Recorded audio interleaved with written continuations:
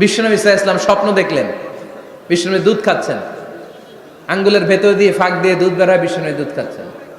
খেতে খেতে একটু দুধ আঙ্গুলে লেগে আছে, এই আঙ্গুলটা কারো মুখে না দিয়ে বিশ্বনবী সাল্লাল্লাহু আলাইহি ওয়াসাল্লাম ওমরে ফারুকের মুখের ভিতরে ঢুকাই দিলেন। অতিরিক্ত দুধটা ওমরে ফারুক খেলেন। সাহাবারা বললেন, মাযা ওয়ালতা বিহি ইয়া রাসূলুল্লাহ, হে আল্লাহর রাসূল, এই স্বপ্ন দিয়ে কি বুঝালেন, বুঝলাম না। বিশ্বনবী সাল্লাল্লাহু আলাইহি ওয়াসাল্লাম বললেন, আউয়ালতু বিহি আল ইলম, এটা দিয়ে আমি জ্ঞান বুঝিয়েছি, কারণ অতিরিক্ত দুধের অংশটা আমি কাউরে না দিয়ে ওমরকে দিয়েছি, তার মানে ওমরের জ্ঞানের কোনো তুলনা হয় না। এজন্য স্বপ্নে যদি কেউ দেখেন আপনি দুধ পান করছেন, এটা প্রমাণ করে আল্লাহ তাআলা আপনাকে দ্বীনের জ্ঞান দান করবে। আবার বিশ্বনবী সাল্লাল্লাহু আলাইহি ওয়াসাল্লাম আবার আরেক রাতে স্বপ্ন দেখলেন, সাহাবারা লাইন ধরে বিশ্বনবীর সামনে দাঁড়ানো, কোন সাহাবার জামা নাভি পর্যন্ত, কোন সাহাবার জামা হাঁটু পর্যন্ত, কোন সাহাবার জামা টাকনো পর্যন্ত, কোন সাহাবার জামা আরো ছোট, কিন্তু ওমরে ফারুকের জামা বিশ্বনবী দেখলেন এত বড়, টেনে হিচড়ে হিচড়ে বিশ্বনবীর সাথে চলছে। সুবহানাল্লাহ পড়বেন না? সাহাবারা বললেন, মা দাওয়ালতা বিহি ইয়া রাসূলুল্লাহ, হে আল্লাহর রাসূল, এটা দিয়ে আপনি কি বুঝাতে চাইলেন?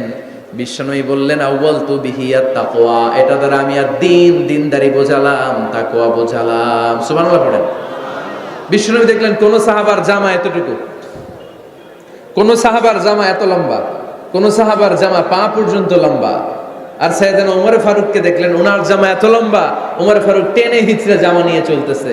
বিশ্বনবী বুঝাতে চাইলেন, ওমরের যেহেতু জামা লম্বা, ওমরের ভেতরে আল্লাহর ভয়, দিনদারিও খুব বেশি। চিল্লায় বলেন ঠিক কি না? জ্ঞানও দিয়েছেন, আবার দিনদারিও দিয়েছেন। এই দুইটা জিনিস যদি থাকে, এই পৃথিবীতে তাকে সফল রাষ্ট্রনায়ক বানায় দেয় কে?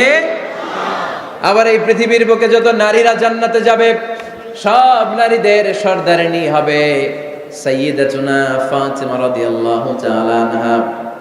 এই দুনিয়াতে যত যুবকরা জান্নাতে যাবে, তাদের সর্দার হবে সাইয়েদনা হাসান আর হুসাইন রাদিয়াল্লাহু তাআলা আনহুমা। আর এই দুনিয়ার বুকে যত বয়স্ক মানুষেরা জান্নাতে ঢুকবে, তাদের নেতৃত্ব দিবেন সাইয়েদনা আবু বকর আর সাইয়েদনা ওমর। বয়স্ক যারা আছেন, আপনাদের নেতৃত্ব দিবে কে? হ্যাঁ, একজন কয় আল্লাহ। না, আল্লাহ তো তোমারে জান্নাত দিবে, কিন্তু তোমারে জান্নাতে নিয়ে যাবে কে? সাইয়েদনা আবু বকর, সাইয়েদনা ওমর। আর ইয়াং যারা তোমরা এসেছো, তোমরা যখন জান্নাতে ঢুকবা, তোমাদের লিডারশিপ নিবে কে? হাসান আর হুসাইন রাদিয়াল্লাহু তাআলা আনহুমা। আর নারীরা যারা জান্নাতে প্রবেশ করবে, এই নারীদের নেতৃত্ব দিবে বিশ্বনবীর কলিজার টুকরা, নয়নের পুটুলি সাইয়্যিদাতুনা ফাতিমা রাদিয়াল্লাহু তাআলা আনহা। সুবহানাল্লাহ পড়বেন না? ওমরে Farooq, the super hero of Muslim উম্মাহ। আমরা কাদেরকে সুপার হিরো বানায় রাখছি আমরা জানি না। এই নায়ক নায়িকা, গায়ক গায়িকা, মডেলরা, চোখ ধাঁধানো গ্ল্যামার নিয়ে যারা চলে, এরা আমাদের মডেল নয়। আমাদের মডেল সাইয়েদনা ওমরে ফারুক। ঠিক কিনা? ঠিক কিনা? ওমরে ফারুক জুমার খুতবা দিচ্ছেন। কিসের খুতবা? খুতবার মাঝখানে হঠাৎ চিৎকার মেরে বললেন, ইয়া সারিয়াত ইবনে জানিমিল জাবাল, ইয়া সারিয়াত ইবনে জানিমিল জাবাল, ইয়া সারিয়াত ইবনে জানিমিল জাবাল। মানে এই সারিয়া, এইদিকে না, জাবাল পাহাড়ের দিকে, জাবাল জাবাল, গো টু দা মাউন্টেন, পাহাড়ের দিকে যাও। এই কথা বলে আবার থেমে খুতবা দেওয়া শুরু করলেন। সাহাবারা আগামাথা কিছুই খুঁজে পেল না। আগের কথার সাথেও মিল নাই, পরের কথার সাথেও মিল নাই। জুমার নামাজ শেষ। সাহাবারা বললেন, আমিরুল মুমিনিন, খলিফাতুল মুসলিমিন ওমরে ফারুক জুমার খুতবা দেওয়ার সময় হঠাৎ চিৎকার মেরে বললেন, ইয়া সারিয়াত ইবনে জানিমিল জাবাল। আপনার এই বাক্যের সাথে আপনার খুতবার আগের কথার কোনো মিল পেলাম না, পরের কথারও কোনো মিল পেলাম না। আপনি বুঝিয়ে বলেন, কেন বলেছেন আমরা তো বুঝলাম না। সাইয়েদনা ওমরে ফারুক বলেন, আমি যখন জুমার খুতবা দিচ্ছি, হঠাৎ আমার চোখের মধ্যে ভেসে উঠলো, ওই যে গত কয়েক মাস আগে আমি আমার মুসলিম সেনাপতিকে ইরানে, পারস্যে, ওই ইরানের বিশাল রাজ্যে যুদ্ধের জন্য পাঠিয়েছি। আমি দেখলাম যুদ্ধের একটা ভয়ঙ্কর মুহূর্তে আমার মুসলিম সেনাপতি ভুল দিকে চলতে আরম্ভ করেছে। বাম দিকে তার পাহাড়, ডান দিকে উপত্যকা। ডান দিকে যদি সে চলে যায়, উপত্যকায় চলে যায়, শত্রু বাহিনীর হাতে ধরা খেয়ে সব মারা যাবে। আর আমার সেনাপতি যদি মুসলিম বাহিনীকে নিয়ে পাহাড়ের উপর উঠে যায়, আল্লাহর মেহেরবানিতে এই যুদ্ধেও তারা জয়লাভ করবে। এজন্য আমি মসজিদের মিম্বারে দাঁড়িয়ে রব্বুল আলামিন আমার চোখের সামনে ওই যুদ্ধক্ষেত্রের দৃশ্যপটটা তুলে ধরেছে, ওইটা দেখে আমি এখানে দাঁড়িয়ে আমার সেনাপতিকে কমান্ড দিয়েছি। পড়েন সুবহানাল্লাহ। যেন তেন মানুষ না এটা। জুমার মিম্বারে দাঁড়িয়ে 1000 কিলোমিটার দূর পারস্যে কি হচ্ছে সেটাও দেখতে পেতেন আল্লাহর মেহেরবানিতে। সুবহানাল্লাহ পড়েন। সাহাবারা বিশ্বাস করে নিলেন, কিন্তু মুনাফিক টাইপের যেগুলো, এগুলো বলে এটা আবার কেমন কথা, উনি আছেন মদিনার মিম্বারের মধ্যে দাঁড়িয়ে 1000 কিলোমিটার দূরে কি হচ্ছে উনি দেখবেন কেমনে। এরা সবাই বিশ্বাস করলো, মুনাফিক গুলো বিশ্বাস করলো না।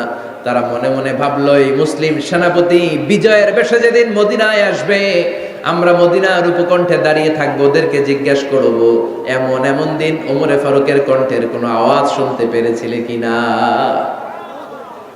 বিজয়ী বেশে সাহাবারা যখন ফিরে আসতো, সব মুমিনরা আহলান ওয়া সাহলান জানাতে ওনাদেরকে রিসিভ করতে যেত, মুনাফিক গুলো যেত না।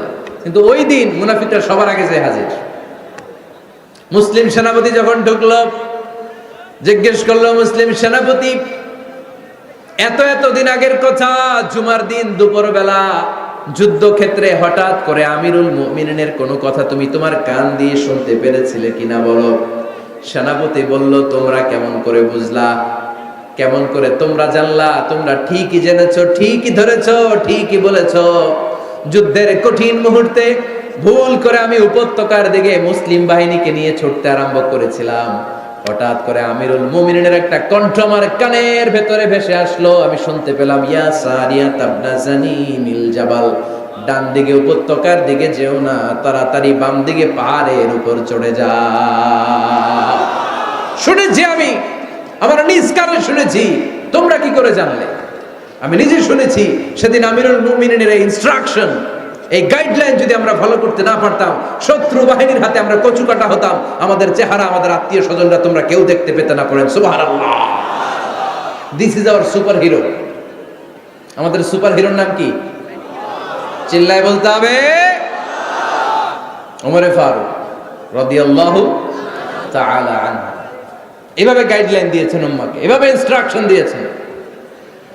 ওমরে ফারুকের ব্যাপারে বিশ্বনবী বলেছেন, আশাদ্দুহুম ফি আমরিল্লাহি উমর, আল্লাহর জমিনে আল্লাহর দ্বীন বাস্তবায়নের ক্ষেত্রে আমার ওমরে ফারুকের চাইতে কঠিন কেউ ছিল না। এজন্য ওমরে ফারুককে মুনাফিকরা জমের মতো ভয় পেত। কারা ভয় পেত? এমনকি শয়তানও ভয় পেত। সুবহানাল্লাহ পড়েন। বিশ্বনবী বলতেন, মা লাকিয়াকা শাইতানু সালিকান ফাজ্জান ইল্লা সালাকা ফাজ্জান গায়রা ফাজ্জিন। ওমর, তোমার যদি ইবলিস শয়তান এই রাস্তা দিয়ে হেঁটে আসতে দেখে, ইবলিস শয়তান এই রাস্তা রেখে দিয়ে অন্য রাস্তা দিয়ে হাঁটে। ওমর, তুমি যদি এই রাস্তা দিয়ে হাঁটো, শয়তান জীবনে ওই রাস্তা দিয়ে হাঁটবে না, এই রাস্তা ধুয়ে আরেক রাস্তা দিয়ে হাঁটে। সুবহানাল্লাহ কইতে পারলেন না? আল্লাহর হাবিব সাল্লাল্লাহু আলাইহি ওয়াসাল্লামের স্ত্রীরা মাঝে মাঝে রাসূল সাল্লাল্লাহু আলাইহি ওয়াসাল্লামের কাছে বায়না ধরতো, নবী আমাদেরকে এইটা দেন, ওইটা দেন, আমাদের ঘরে এইটা নাই, ওইটা নাই। বিশ্বনবীকে, আমার কাছে কিচ্ছু নাই, থাকলে এমনি থাকো, নাইলে যাও। কিন্তু বিবিরাও ছাড়ে না, নবী আমাদের এটা দেন, ওইটা দেন, বায়না ধরছে সব বিবিরা। বিশ্বনবীর স্ত্রী ছিল কয়জন? হ্যাঁ, কয়জন? 11 জন। দাসী 2 জন, সব মিলে 13 জন। 11 স্ত্রী ধরছে, নবী এটা দেন, ওইটা দেন। বিশ্বনবী বলে কিছু নাই, স্ত্রীরাও ছাড়ে না। ইন দ্য মিন টাইম বিশ্বনবী হঠাৎ একটা সালাম শুনতে পেলেন। কে যেন দরজার মধ্যে এসে দাঁড়িয়ে নক দিচ্ছে আর বলছে, আসসালামু আলাইকুম রাহমাতুল্লাহ। বিশ্বনবী সালামের উত্তর দিলেন, ওয়ালাইকুম আসসালাম রাহমাতুল্লাহ। আর বিশ্বনবী বুঝতে পেলেন এটা সাইয়েদনা ওমরে ফারুকের কণ্ঠ। কার কণ্ঠ? সালামের উত্তর দিয়ে বিবিদের দিকে তাকায় দেখে একটা বিবিও নাই, সব অন্দরমহলে দৌড়। সুবহানাল্লাহ কইবেন না? এটারে ভয়ের কারণে দৌড় এটা বলে না, শ্রদ্ধার কারণে, তার হাইবাতের কারণে। হাইবাত, পার্সোনালিটি, এটাকে বলে হাইবাত ওমর। ওমরে ফারুকের হাইবাত, পার্সোনালিটি এত স্ট্রং ছিল, ওনাকে দেখলেই মানুষ ভয় পেত। ইসলামের জন্য ভয়। সুবহানাল্লাহ পড়তে হবে। বিশ্বনবীর কলিজার টুকরা স্ত্রী আম্মা জান আয়েশা রাদিয়াল্লাহু তাআলা আনহা, উনি নিজে ওমরে ফারুককে ভয় পেতেন, নিজেও ভয় পেতেন। মাঝে মাঝে বিশ্বনবীর সাথে ঝগড়া হয়ে গেলে, মধুর ঝগড়া, ভালোবাসার ঝগড়া যদি হয়ে যেত, বিশ্বনবী বলতেন, আয়েশা চলো মিটমাট করে ফেলি, ঝগড়া করে কয়দিন থাকবো, চলো মিটমাট করি। তো মিটমাট করার জন্য রাজি আছো? আম্মা জান আয়েশা বলতেন হ্যাঁ রাজি আছি। তো কারে আনা যায়? ওমর রে ডেকে আনি মিটমাট করার জন্য। আয়েশা রাদিয়াল্লাহু তাআলা আনহা বলে, ওরে বাপ রে বাপ, ওমর না না, ওমর খলিজ, ওমরে ফারুকের ভয় লাগে আমার।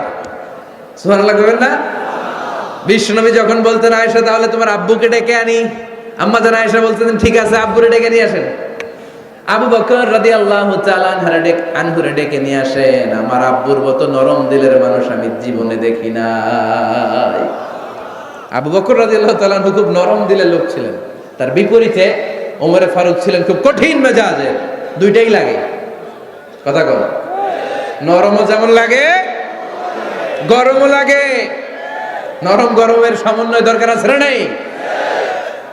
আর সুপার হিরো ওমরে ফারুক রাদিয়াল্লাহু তাআলা আনহু।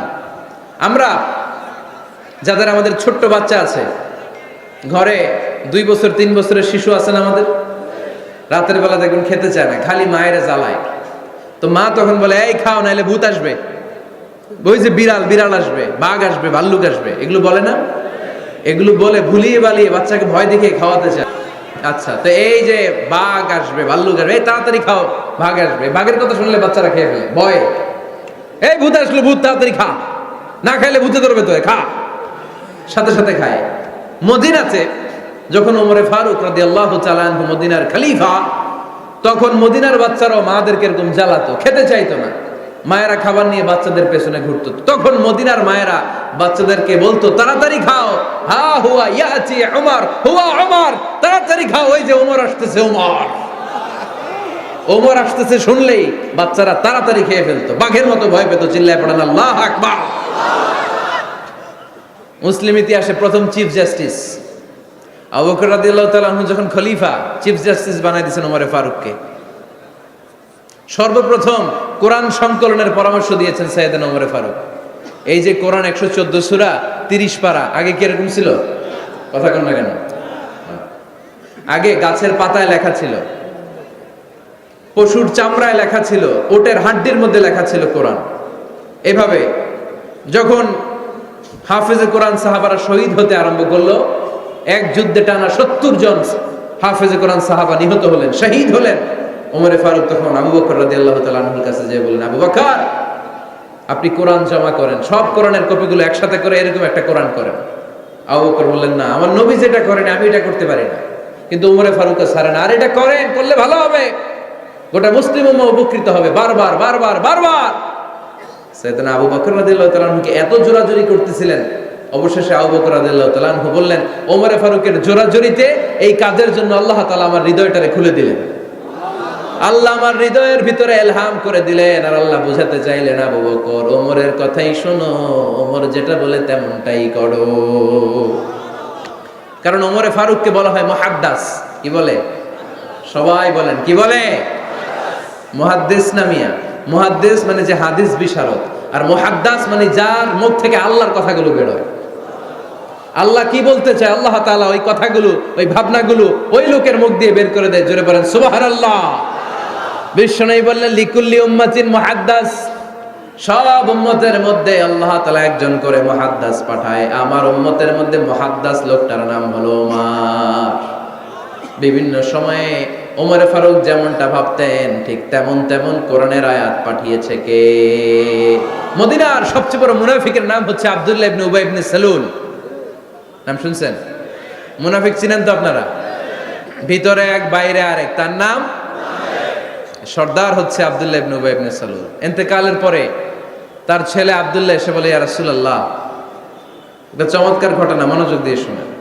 ইয়া রাসূলুল্লাহ, আমার আব্বা আব্দুল্লাহ ইবনে উবাই ইবনে সালুল মুনাফিকদের লিডার, আপনিও জানেন আমিও জানি, কিন্তু আমার তো বাবা, আমার কি, আমার তো মায়া লাগে। ইয়া রাসূলুল্লাহ, আমার আব্বা ইন্তেকাল করেছে, আপনার গায়ের একটা জামা খুলে দেন। কি খুলে দেন?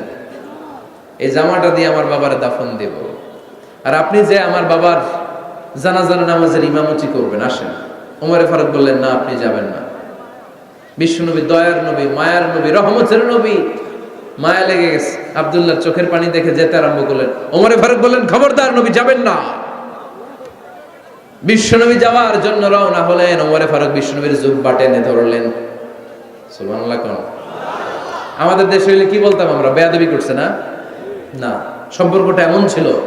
ওমর ফারুক জুব্বা টেনে ধরেছেন, তখন আল্লাহ আয়াত নাযিল করলেন, ইস্তাগফির লাহুম আও লা তাস্তাগফির লাহুম ওয়া ইন তাস্তাগফির লাহুম 70 মাররাতান ফালাই ইয়াগফিরুল্লাহু লাহুম। বিশ্বনবী ওমর ফারুককে সরিয়ে দিয়ে জুব্বাটা হেঁচকা টান মেরে জানাজার নামাজের ইমামতি করে আসলেন। আসার সাথে সাথে ওমরে ফারুকের পক্ষে আল্লাহ আয়াত নাযিল করলেন, নবী ইস্তাগফির লাহুম আও লা তাস্তাগফির লাহুম, আপনি মুনাফিক সর্দারের জন্য ক্ষমা চান কিংবা না চান, জুব্বা দেন কিংবা কাঁদেন, যাই করেন না কেন, 70 বার যদি এই মুনাফিক সর্দারের জন্য আপনি ক্ষমা চান, আমি আল্লাহ আপনার এই দোয়া কবুল করব না। খবরদার, এটাই ফার্স্ট, এটাই লাস্ট, আর কোন মুনাফিকের জানাজা দিতে আপনি যাবেন না। ওমর ফারুকের পক্ষে করণের আয়াত নাযিল করেছে কে? ওইরকম ওমর আমাদের কয়টা লাগবে? চিল্লায় বলতে হবে কয়টা? কারণ সাইয়েদনা ওমর ফারুক আমাদের অনুপ্রেরণা, সাইয়েদনা আবু বকর আমাদের অনুপ্রেরণা, হামজা আমাদের অনুপ্রেরণা, সাইয়েদনা বেলাল ইবনে রাবাহ আমাদের অনুপ্রেরণা। নায়ক নায়িকা, গায়ক গায়িকা আমাদের অনুপ্রেরণা নয়। এজন্য আমরা সাহাবীদের জীবনী পড়ব। রাজি আছেন?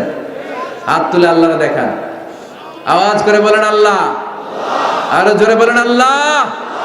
নবীর সাহাবারা আমাদের মডেল, আমরা যেন সাহাবাদের দেখানো পথে মতে থাকতে পারি, চলতে পারি, আমল করতে পারি, সমাজটারে পরিবর্তন করতে পারি।